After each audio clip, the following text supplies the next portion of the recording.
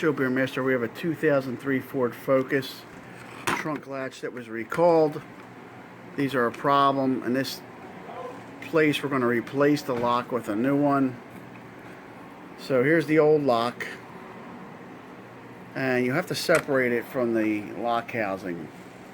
And the way we do it, it's already separated. You can see, to understand how this works, you can see this little pin. That little pin standing right there, right where my thumb is. That holds it in place. So you have to sort of split this open with a screwdriver a little bit and fish in there with a little hook. We stuck it in there, and I pushed the pin up. When I pushed that pin up, I twisted the cylinder and it came out. That's how it's done. Then we're going to twist it back on this one, and the pin's going to sit right in there, so it won't be able to be twisted out. But that's understanding how it works.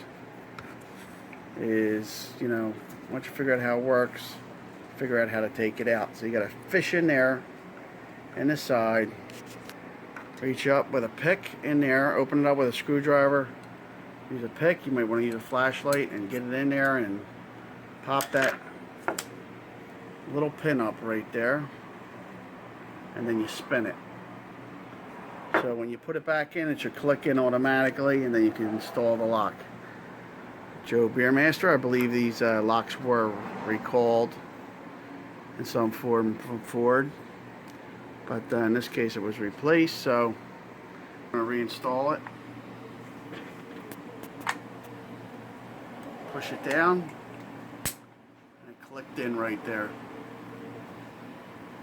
And that's it. We're just going to reinstall it. Joe Beermaster.